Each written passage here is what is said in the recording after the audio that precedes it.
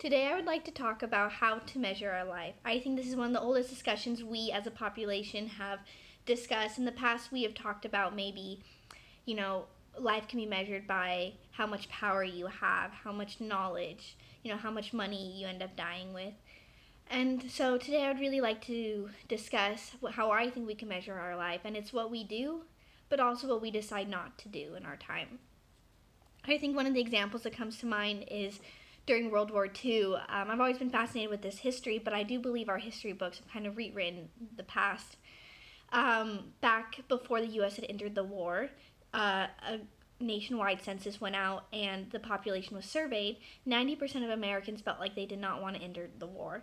It could be that since World War I was only, maybe a decade before, but they just felt like it wasn't their place, it would be a waste of money and time and lives, and there was absolutely no way they wanted to enter the war.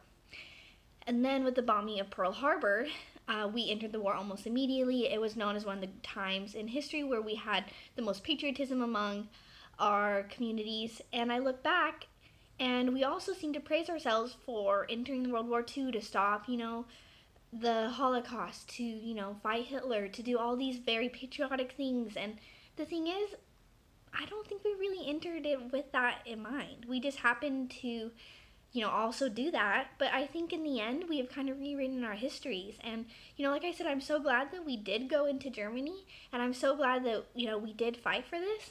But at the same time, I think that this is an example of when maybe we didn't choose to do something that was meaningful.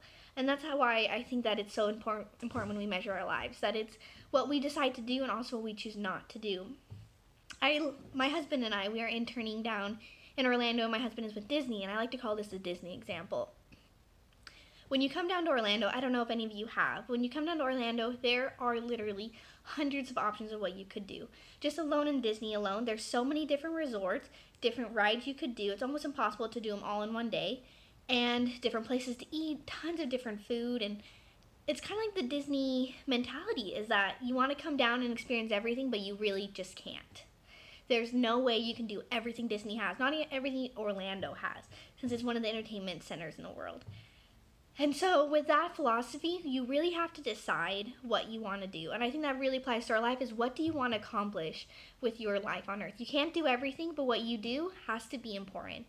And so I think that is like an interesting question. What do we value with our time? And I think besides fulfilling our basic needs of having like a place to live, food to eat, money to be able to do what we want, not all of us can have an orphanage in Africa. Not all of us have these nonprofits that do so good and, you don't make any money. I think that's kind of like the hard dilemma that we have is how do we have enough to survive and fulfill our needs and also, to be able to enjoy our own lives while doing good in the world. And so I think that really comes down to what we choose. Life can be measured by what we choose to do, but also what we choose not to do. We can't do everything, but we certainly choose not to do things.